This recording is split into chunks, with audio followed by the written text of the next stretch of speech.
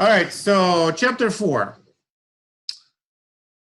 In chapter 4 is Jerry Zimmerman's favorite topic, because Jerry Zimmerman is known in part in the world of accounting, finance, and economics for very many very highly influential papers on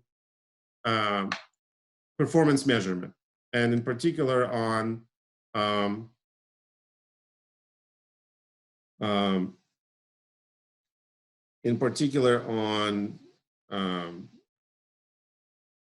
proper way to compensate people to get them to do the right things. And that's what this chapter is about. Now, he uses a lot of fairly complicated vocabulary, like decision rights and knowledge rights and so on, because he likes kind of sounds, like more important than what truly is. And I like the textbook a lot, but I think sometimes it gets a little bit more complicated for non-economists to understand what it really means. So if you had, I don't know, I tried to simplify it as much as I could in my video, but so I'm going to go over some of those things as well. But so what are the two big ideas here? The one big idea is that, we are all kind of self-interested individuals. I'm not, teaching you out of goodness of my heart, even though I do enjoy teaching.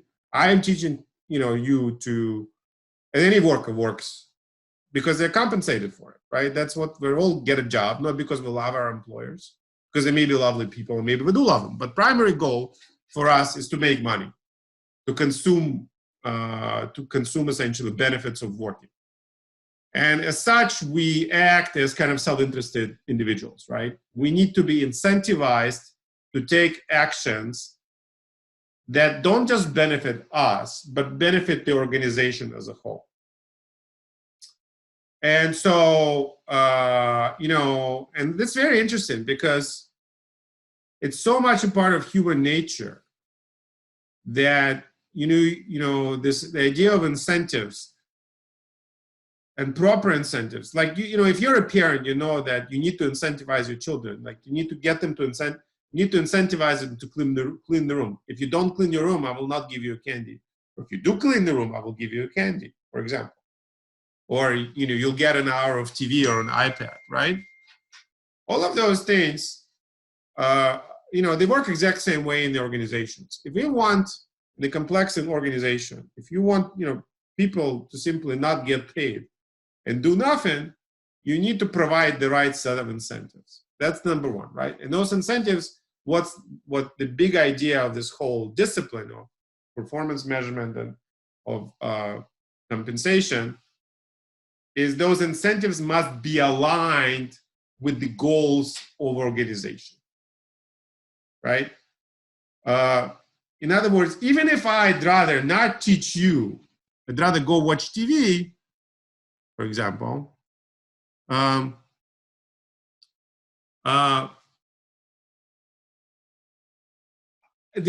Virginia Tech wants to make sure they have to provide incentives so that even I'd rather watch TV, I would still go and teach you and do a good job, right? So that's why they have mechanisms in place, not where I just get paid no matter what I do, but performance evaluation mechanisms, right?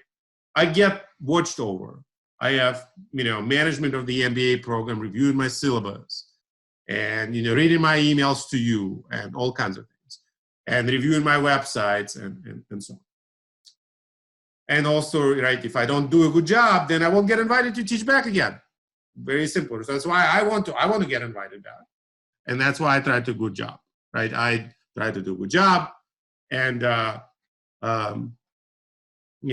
provide you with a good service. And that's the whole idea of any organization, that we want to have alignment of goals. We want to pay you to do what we need you to do. That's what he's really talking about, really here. And so that I don't get away with getting paid and provide that service. Or with, I don't want to, and the other thing also that will come across today is that we don't want to incentivize people to take selfish actions that benefit them, but not other parts of the organization. So that's the big idea. And then, of course, the other big idea is that, it's not just about alignment of incentives, but also about paying people for good performance, right? Pay for performance, which is in itself a pretty controversial subject. For example, when it comes to paying executives, but you all have jobs, and I'm sure you all have bonuses and performance-based pay of some sorts, or maybe if you work for a company that grants stock options, you get stock options.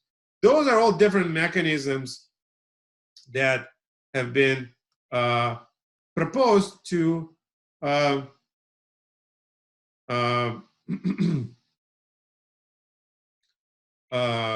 to incentivize workers to act in the best interest of the firm, right? So that's what essentially Chapter 4 is about, more or less, even though it doesn't necessarily come across like that, but that's what this is all about. All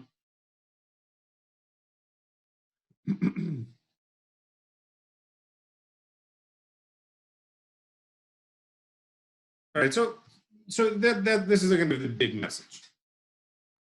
So now I'm going to go through some questions. First question: explain Zimmerman's philosophy with respect to how people function in organizations, how organizations need to respond to their expected behavior if they want to be successful. That's what I just talked about. This idea is that everyone is self-interested. No one's doing anything out of the goodness of their heart. No one is doing it out of sense of morality or a sense of religion, out of love of humankind. People are, homo economicus. We do things because it benefits us. Now, the organizations need to respond by trying their best to align our individual interests with those of the objectives of organizations.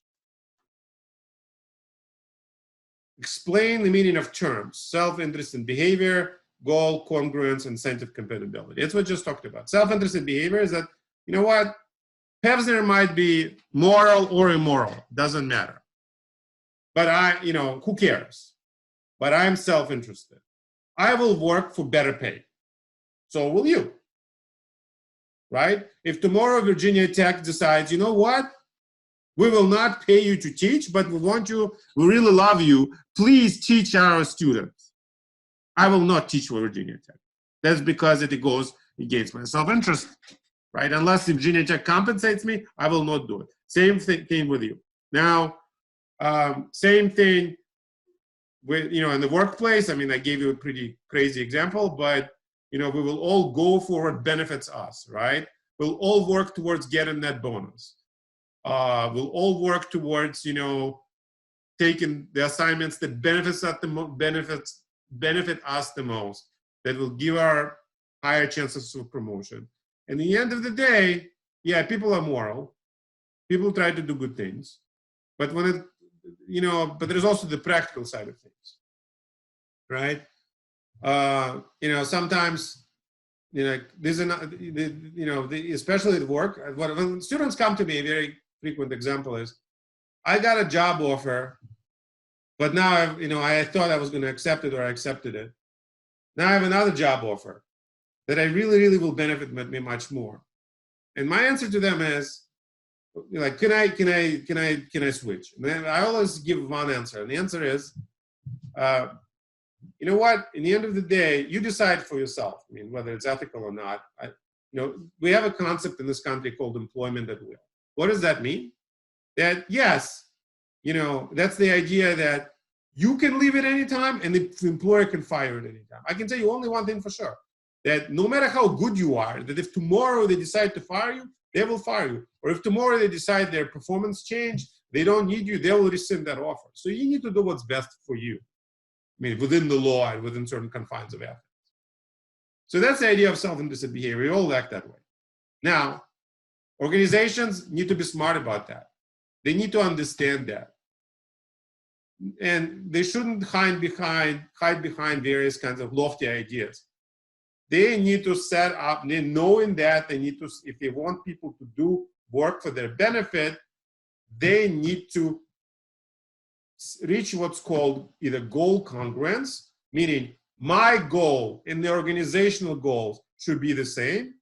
My goal is, when I teach Virginia Tech, to do a good job because I want to be rehired. I want to be well compensated. Virginia Tech's goal is to provide good service to you. So there needs to be found a way so that those goals are aligned. And that's what incentive compatibility is. Our incentives are aligned. They are compatible. Now, team production, why is that relevant? Because within a team, it's, people's goals could be different, right? We're all a team. We're all, like, say, team player. Somebody's a team player, right? A team player or not a team player. I always thought it was a little bit of a cliche because we're groups of people. Again, that's what Zimmerman would say in this classic economic approach. This, by the way, is not Bible here, or is not religion. That's a view. That's a view, the very economically driven view. If you ask somebody from work behavior, for example, or from psychology, they might say, no, people are altruistic. They don't just work for money. They're not just purely self-interested.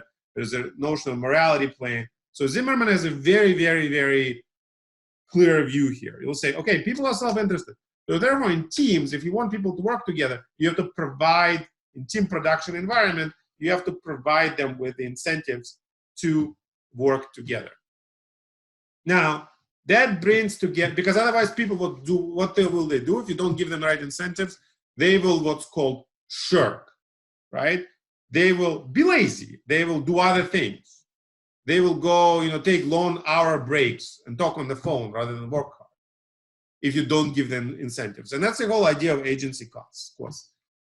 Agency cost is a term in economics that has roughly the same meaning as conflicts of interest, right? Or lack of compatible incentives. Conflict of interest.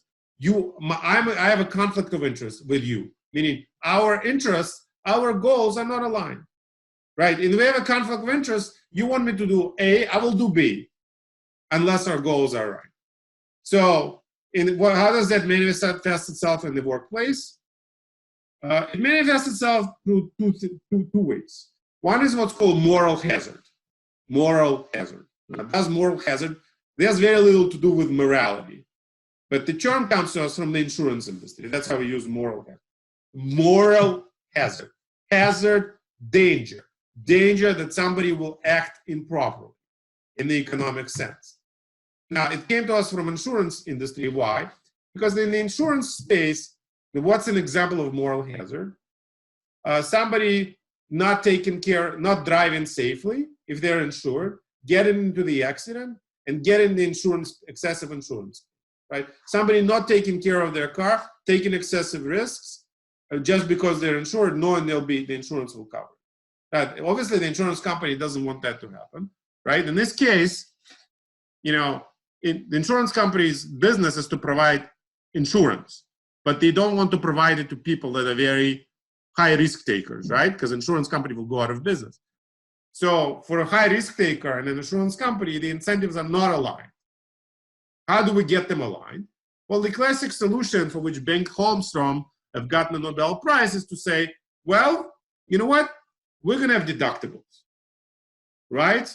So what it is we're going to shift, even though you have insurance, we're going to shift some of the cost towards you, $500, $1,000 per accident, so that, yeah, we'll cover you, but we won't cover everything, right? And so that you then have an incentive to not to get into an accident as much, knowing you're going to bear the cost, right? So the moral hazard problem arises everywhere there is some sort of a separation or between agent and principal, right? Who is principal? Your boss. You are the agent. The boss wants what? The boss wants you to work hard. You want what? You want to get paid and do the least. You, the worker. So how do you get you, the worker, to work hard where the boss can't really watch over you 24/7? Well, we want to tie your pay to performance, right? So we're going to say, okay, worker, we're going to pay you if you only reach a certain goal, right? Your sales will grow by 10% this year. We'll pay you then. We'll pay you more. If they don't, we'll pay you less. Or maybe we'll actually fine you if you don't reach a certain goal. We'll fire you, right? So you make what's called, the idea is variable pay. pay workers for good performance, don't pay or penalize for bad. That's how you solve moral hazard problem, right? Problem of shirking, problem of bad performance. When the performance itself, the most important thing, is not observable, right? Right? The insurance company can't observe how you drive all the time. Even though now, actually, one of the funny solutions that they proposed is that you will get a lower insurance rate if you agree to have them put like a sensor that records your speed and stuff like that, right? So then what happens is that it's less risky to them. Like there is less of a moral hazard problem because they observe you more and they can jack up your insurance rate if they see you driving too much. So the moral hazard problem arises in the areas where there's lack of where the principal, the watcher, the boss, the supervisor, the owner, the shareholder doesn't observe or can't observe in all times the behavior of the agent, the worker, the CEO, the driver. Does that make sense? Any questions about that so far?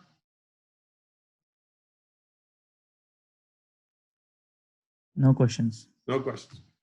So this is one source of agency problems. The other source of agency problem has to do with unequal information.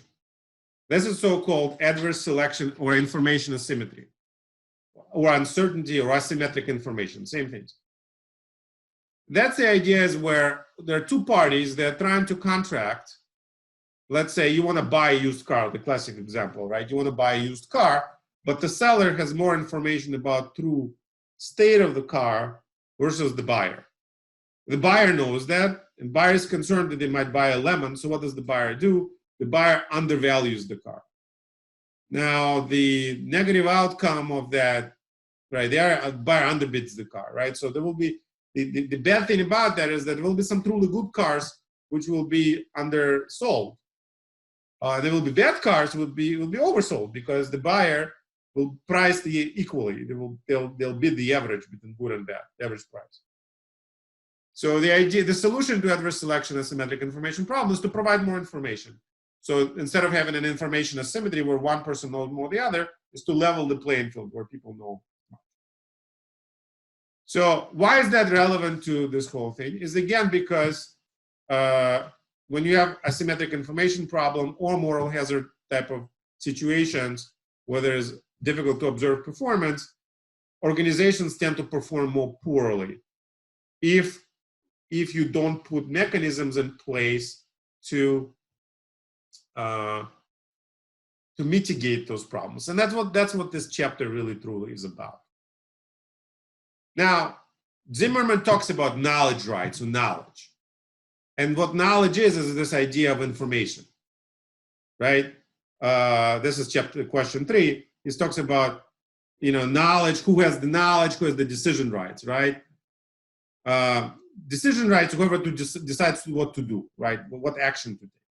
But it's not always, but what if, one classic example is that you have the boss and the worker, right? You have the company manager, the CEO, and the sales force. Who knows more about true sales patterns? The sales force does, right? So there is an information asymmetry between the CEO and people out in the field. They have the knowledge, but those are the decision rights, right? So because the salespeople have more information fundamentally, if they're not properly incentivized, if there is no goal congruence, if they're not properly compensated, they may end up, doing things that are actually good for them, bad for the company. And that's the whole idea of how, in this case, information asymmetry fits into adverse selection, fits into subsequent moral hazard. So, you'll see that in today's problems. For example, when people are compensated purely on sales figures, right? You sell more, right? The more you sell, the more money you get in the bonus. Well, if you do so without regard to the profitability of their sales, the company will go out of business very quickly, because what does a salesperson have an incentive to do? Sell more, so discount more and more all the time.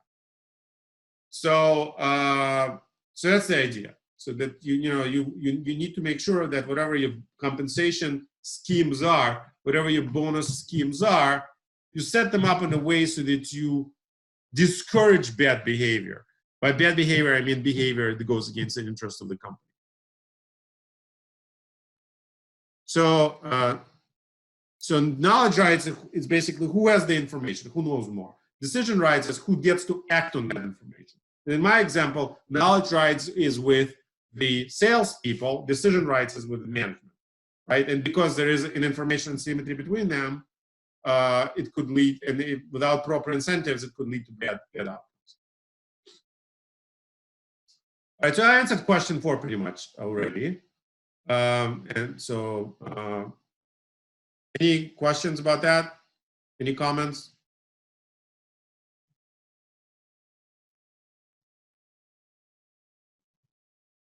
All right. Yeah, go ahead. I was going to say no, not at this time. Okay. Explain the meaning of the following phrase. Firms emerge because they economize in repetitive contract. So again, it's actually not that important for this class, but it comes up in the chapter, so I'd like to explain that to you guys. So again, Zimmerman is very much, you know, he wears this, he's this very strongly economic view of the way people act. So one of the classic questions in economics, why do firms exist? Why don't we just do everything on our own, right? So why do you, if you were asked that question, why do we need companies? Why do we need firms? Why do we need teams? I mean, like, what would you say? Anybody?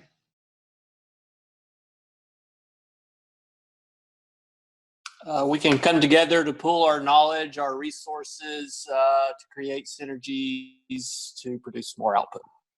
Okay, that's a very economics. That's essentially the answer to question 5 that you gave me, right? But he states it in slightly different terms than you did, Wes. Firms emerge because they economize on repetitive contracting. What does it mean? Pulling together knowledge, you know, to create synergies. That's what you said. It's cheaper for us to work together, that is engaged in repetitive contracting, right? As a team rather than individually, right? So so think of it this way. Why couldn't I simply contract with all of you and say, you know what? I will just, instead of getting, you know, teaching you a course through Virginia Tech, just pay me money directly and I'll just teach you, right? I can go ahead and say I'm an independent faculty member and I'm engaged in business of teaching accounting. Well, the reason why it doesn't work, we don't do it that way, is because it's rather than to have, you know, thousands of million accounting professors walking around and offering their services, you get much better product by organizing us, right, in the department and then into university, offering it in the form of a program. And that's what he really talks about, that firms emerge because together, like you pointed out, Wes, they can, because it reduces costs of contracting. But that's the economic argument. Contracting is to coming together and engaging in relationships, right? Imagine if I tried to do what I just suggested. Well, I would have to find you, you would have to find me, we would have to somehow organize in a class, right? Then I'd have to find a way to actually sell you a credential of some sort, right? Instead, it's much, much cheaper for the university to hire me and to give you a well-recognized accredited degree. And that's what this is about. But the problem is, the downside of us, you know, the downside of us working together in teams, organizations, is that then because now we're together, we also have, but we, even though we're part of this one big whole called the university or a company, whatever, we still retain very much incentives to act selfishly, to act, right? Which is not a problem when you act on your own, right? Because you work for yourself. So, you know what, like, it doesn't matter. You don't report to anybody. But now I don't work for me. I work for the university, and university contracts with you. But I still want to act on my own, right? I still want to act in my own self-interest. So that's why we have this incentive compatibility goal, Congress agency problems that they arise. As a result, essentially, of us deciding that it's cheaper to work as a team rather than as individuals. And that's the trade-off, really. explain the meaning of the following passage in the textbook. Markets discipline those who have resources to use them in the highest valued way. If owners lower the value of their assets by not properly maintaining them, markets punish them. Anybody? Any thoughts on that passage?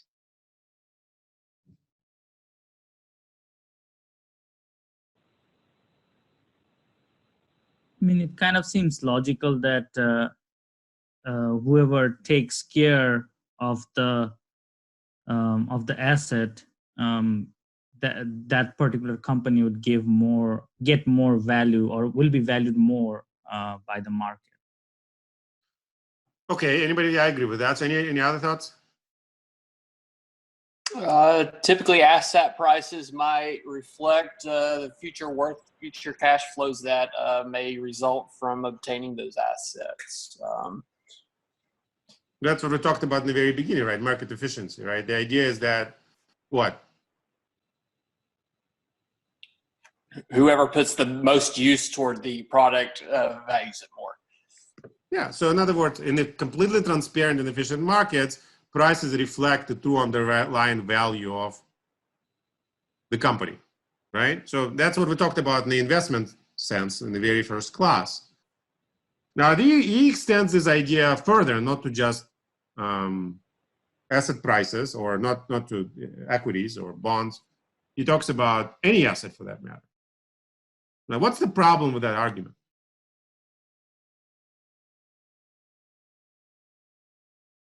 Anybody has any issues with that? No, with it broadly speaking. It's a very Chicago-based view, what's called classic kind of Chicago School of Economics view, that markets are smart. If you don't work hard, they will incentivize you to work hard by what? By underpricing your asset. That's what essentially they're saying. But the asset being the symmetric information, like if there's asymmetric information and you believe that somebody has maintained this asset, but they've only like painted it real nice recently, and it doesn't really follow. You might have overpriced asset, and so it requires symmetric information. Well, absolutely, right? When you have asymmetric information, this doesn't work, right? Because markets simply may not see that the assets are not being overused or underutilized, or and so on. So that's exactly the problem with agency problems, that it really exacerbates it really diminishes market's ability to serve as a disciplining mechanism for people's bad behavior, right? But what's an extreme example of this logic? The extreme example of this logic might be that all CEOs are good. Why? Because any bad CEOs, market sees, penalizes them, and they get fired. Right? That would be, and so Michael has a concept, has a comment here, which I agree with. In technology, many times the knowledge is inside the head of technical staff.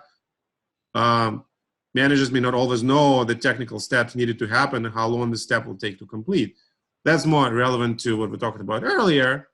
But again, if market doesn't understand what you do, there's asymmetric information, then they won't discipline.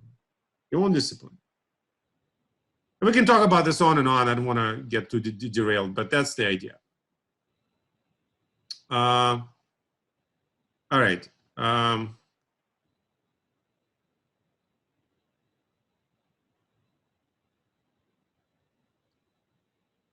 All right, so going back to my thing here. 7, discuss the three-legged stool of organization system. He talks about this as a big message in this chapter. A system that measures performance, a system that rewards, punishes performance, a system that assigns decision rights. All right, so we talked already about performance measurement. So you need to have, to obtain goal congruence or incentive compatibility or incentive alignment, you need to have a system that rewards good performance, penalizes bad performance, but for that reason, you need to somehow measure performance, right? So you need to say, okay, well, what's your performance? How are we gonna reward you? Well, that may be an ROA, that may be residual income, that may be sales, whatever it is, you need a way to measure whatever you want to reward. Now the problem is, or punish. The problem is that the minute you define a benchmark and a measure, people will find a way to game it. That's number one. And that's the whole idea, essentially the first part of the course, right? People manage earnings. Why? Well, because we said they want to maximize ROA. They want to maximize performance benchmarks, right? So, you know, there's no thing like they will choose accounting principles that are more opportunistic. That's number one. Number two, I think, and that's more relevant to the second half of the class, the idea that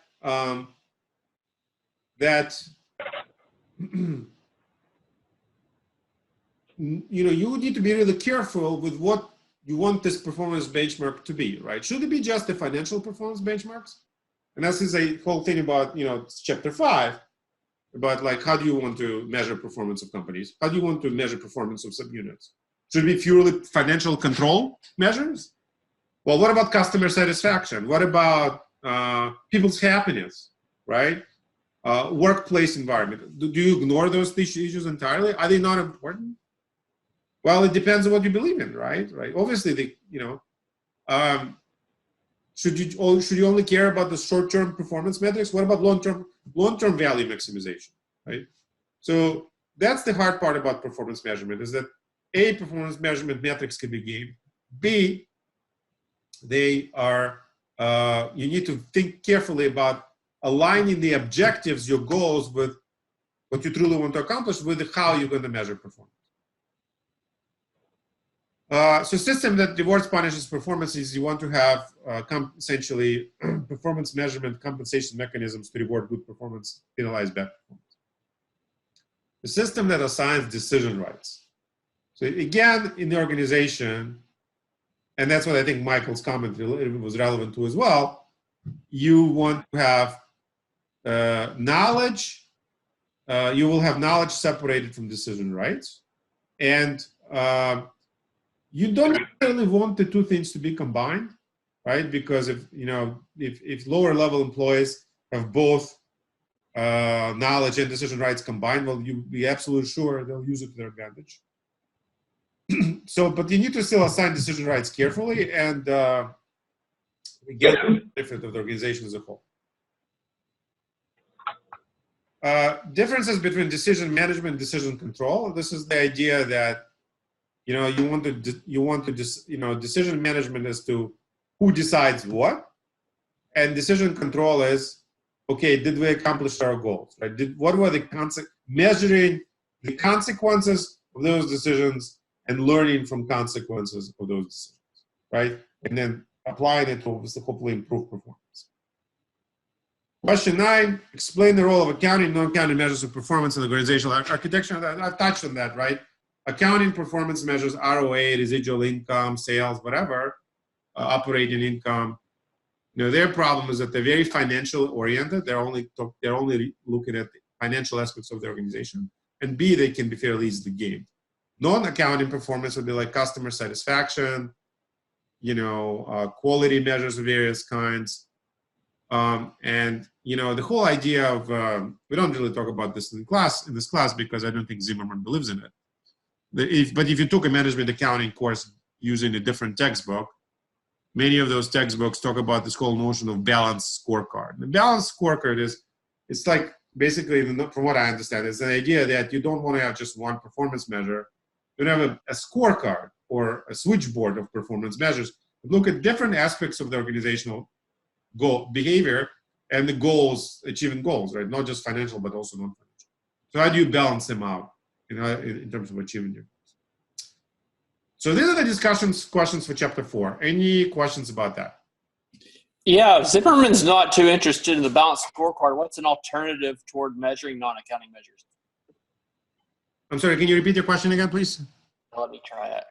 If Zimmerman is not interested in the balanced scorecard approach, what alternatives are there for the non-accounting performance measures?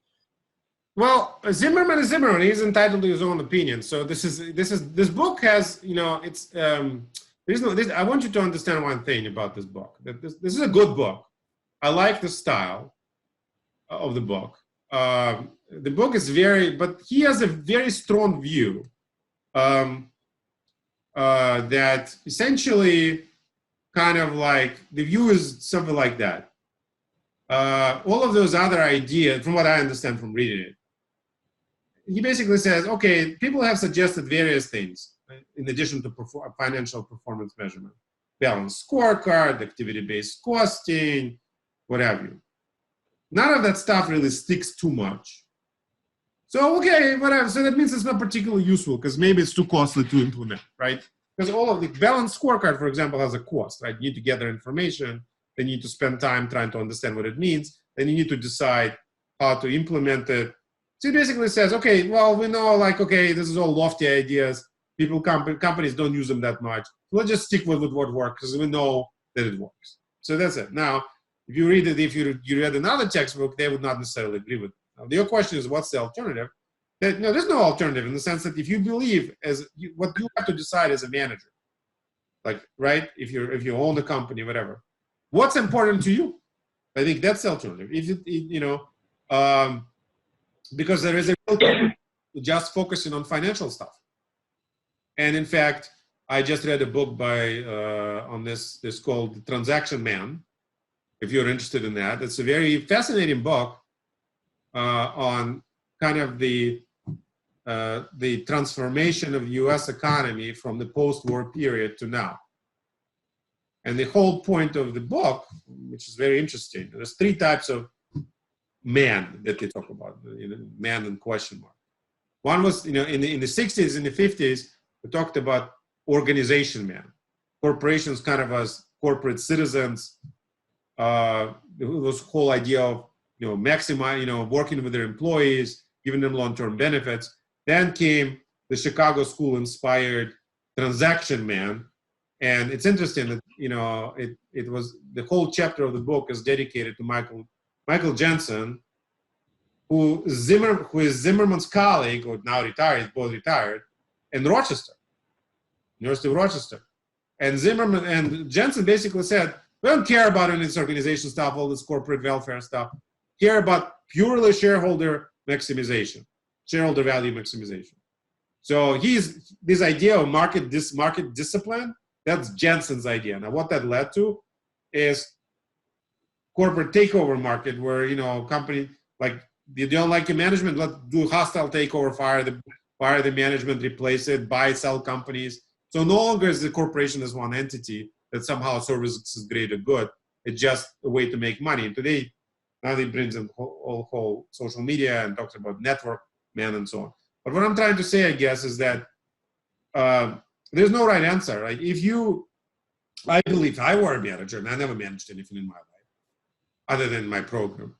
I think, you have to look, don't look at like the whole switchboard of indicators, because otherwise you'll drive yourself crazy. But it shouldn't just be financial stuff. You should look at non-financial stuff, because non-financial stuff we know from research in management accounting, non-financial customer satisfaction and quality metrics, they all end up impacting future financial performance. So my advice, and for what it's worth, I'm not a consultant, nor am I a management accounting expert, and I've published some stuff. It's not my main specialty. But my advice would be to think about what are the 2-3 different things that are really important to your organization, and focus on them, but they should both be financial and non-financial. So does that make sense?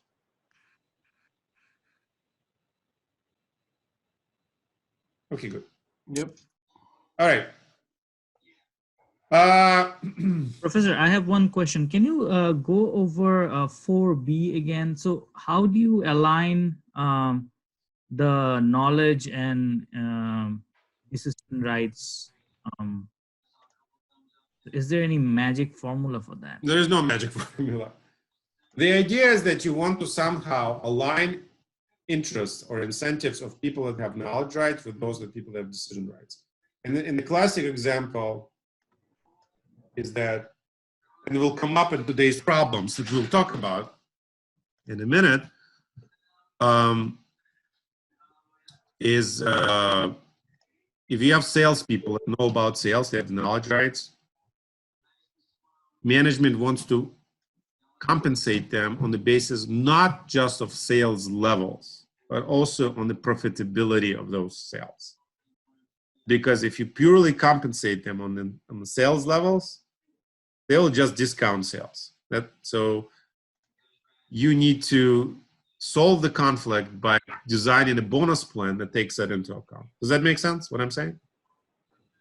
So basically, you need to think about the impact of your incentive that you're putting forward. Absolutely, 100%. That's what this is. If you want one sentence that summarizes this whole chapter, you actually nailed it right now. Okay.